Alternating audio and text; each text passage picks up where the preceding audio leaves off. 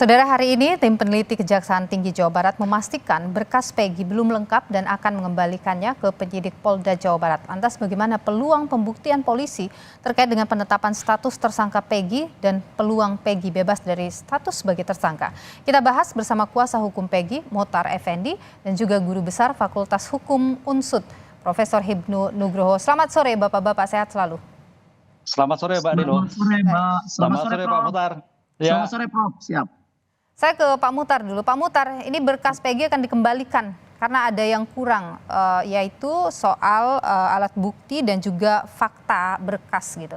Bagaimana Anda melihat ini? Tentang pengembalian alat bukti yang dilakukan oleh pihak Kejaksaan Tinggi Jawa Barat. Pak Mutar?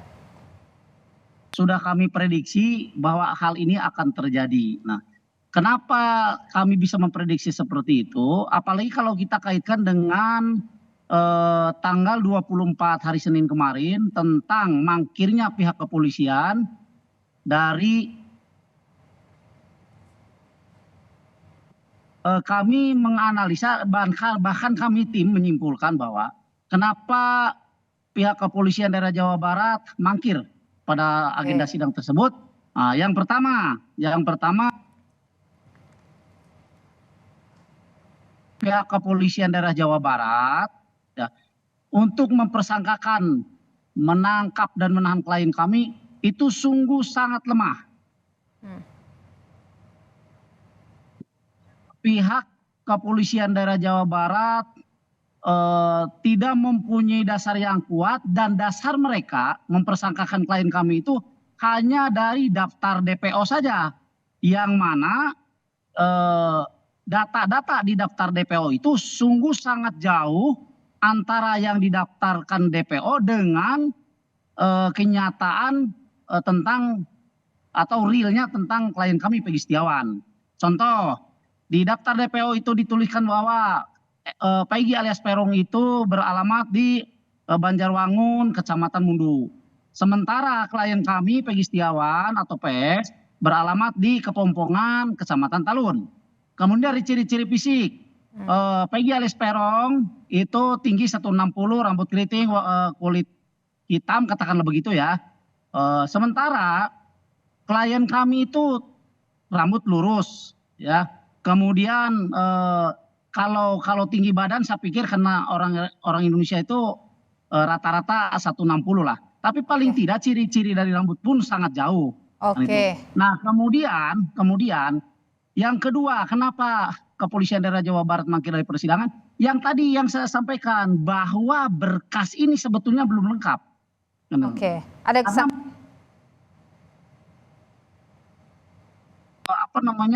bukti-bukti yang akan dikemukakan nanti pada saat sidang pra peradilan. Oke. Nah, baik. gitu. Nah, siap. Oke. Baik, saya tahan di sana Pak Mutar. Saya ke Prof Hibnu. Prof Hibnu, kalau keterangan dari Kajati itu bahwa berkas itu terdapat kekurangan yang sifatnya material dan formil terkait alat bukti dan fakta berkas, masih ada yang belum memenuhi unsur. Apa yang bisa Anda analisa kira-kira kekurangan seperti apa yang terjadi di sini, Prof Hibnu?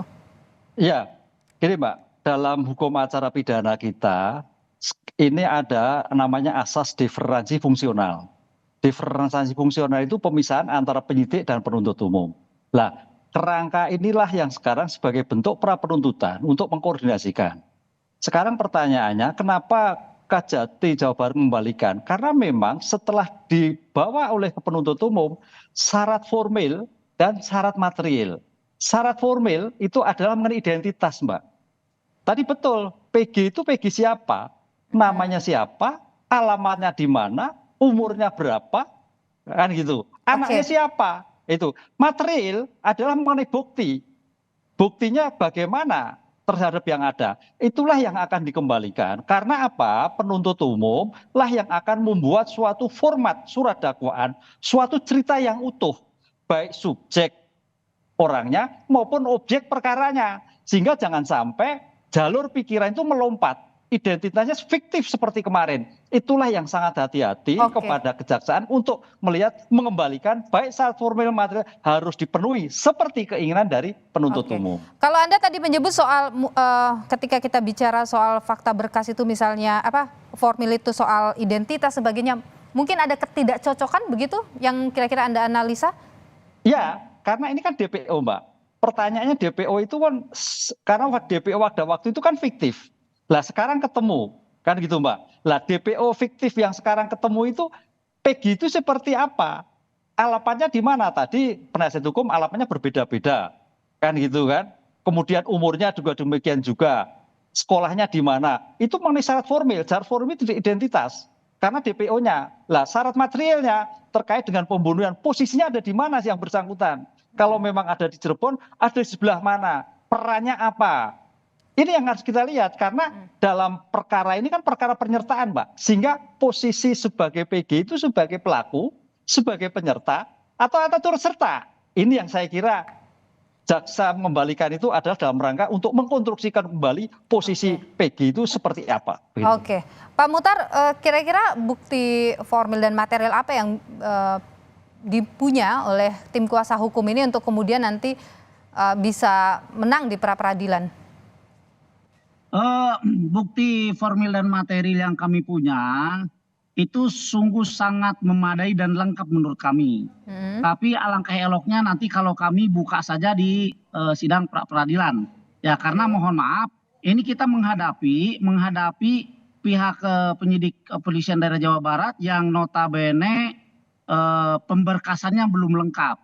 Jadi saya pikir sangat tidak elok buat kami untuk membuka apa sih sebetulnya bukti formil dan material yang kami punyai kan begitu. Jadi kita nanti buka saja di pengadilan. Mereka punya apa? Mereka punya apa? Baru kita bantah gitu. Kuasa hukum melihat ada peluang di sini bahwa ini akan bisa dimenangkan. Besar peluangnya. Insya Allah kami sangat meyakini bahwa kami akan memenangkan persidangan pra-peradilan ini. Karena seperti yang tadi saya sampaikan di awal ya. Pertama kerangka hukum yang mereka buat juga sangat kalau saya bilang terlalu ekstrim lah kalau saya bilang acak-acakan ya. Sangat lemah lah begitu ya. Kemudian yang kedua juga mereka juga tentu saja memerlukan bukti-bukti yang lebih banyak, lebih akurat kan itu untuk memenangkan pra-peradilan kan gitu. Tapi Pak Muhtar begini, kan sekarang lagi P19 ini berkasnya di Kajati. Apakah itu juga jadi salah satu celah di mana kemudian kuasa hukum merasa ini akan bisa memenangkan pra-peradilannya? Salah satunya memang demikian, Mbak. Salah satunya memang demikian. Karena apa? Karena jauh-jauh hari saya sudah sampaikan, walaupun berkasnya sudah dilimpahkan ke kejaksaan, belum tentu berkas itu dinilai lengkap dan sempurna oleh pihak kejaksaan.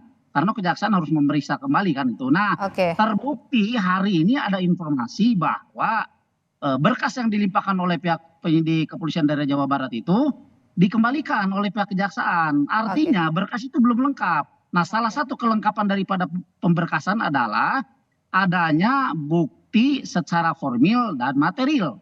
Gitu. Oke, baik. Pak Hibnu, Prof. Hibnu, kalau Anda melihat ya, ketika ini sudah P19 tentu kan harus diperbaiki. Ini harus bagaimana ini polisi untuk kemudian membuat nanti berkasnya benar-benar lengkap begitu, tidak ada lagi pertanyaan dari kejaksaan? Ya, sebagai ruang komunikasi antara penyidik dan penuntut umum dalam rangka mempertahankan di persidangan, penyidik wajib mengikuti petunjuk arahan yang dilakukan oleh kejaksaan. Karena nantilah akan dilakukan. Seandainya nanti penyidik kok belum bisa melengkapi, yang akan dikembalikan. Dikembalikan sampai kapan? Ya sampai penuntut umum menerima berkas yang seperti yang diinginkan, utuh. Syarat formilnya juga utuh, syarat materialnya utuh. Sehingga siap dibuat sebagai bentuk surat dakwaan di persidangan. Itu ada batas waktunya kah Pak, Prof?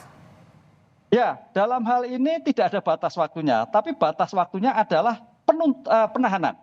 Jadi penahanan ini akan bekerja sehingga seandainya nanti penyidik belum cukup melengkapi sedangkan penahanan di Polda sudah habis, maka PG harus dikeluarkan demi hukum. Pernah tidak Prof, sepengetahuan Anda ada kasus yang kemudian berhenti di situ begitu? Ya Pak, banyak Mbak. Karena inilah yang perlu dilakukan karena perkara itu tidak mampu untuk dipersidangkan. Banyak. Sehingga kalau dipaksakan, ya seperti kemarin nantinya. Itulah hati-hatinya sekarang dalam konteks criminal justice system, kuncinya jaksa sebagai asas dominus litis pemegang perkara harus betul-betul sebagai filter. Apakah perkara ini mampu disidangkan atau tidak disidangkan. Oke. Melihat subjek yang DPO tadi. Ketika ini sudah di P19 begitu dikembalikan, artinya apakah Anda menilai memang polisi menjawab ya apa yang kemudian diasumsikan oleh publik, terburu-buru begitu menyerahkan berkas ini ke kejaksaan? Ya, penyidik kan fungsinya mengumpulkan barang bukti, keterangan saksi dan sebagainya. Ya tidak terburu-buru, tapi sekarang ini sebagai asas cepat diserahkan. Karena jangan sampai juga tidak diserahkan, ini suatu yang sangat keliru. Sehingga dengan diserahkan pada penuntut umum sekarang diperbaiki, itu suatu langkah bagus. Artinya kesempatan penyidik untuk memperbaiki seperti keinginan petunjuk kejaksaan sehingga mampu disiapkan di sidang di persidangan. Oke, baik. Terima kasih Profesor Hibnu, Guru Besar dari Unsud, dan juga Muhtar Effendi, Kuasa Hukum dari Peggy Setiawan, sudah berbagi pandangan di Kompas Petang.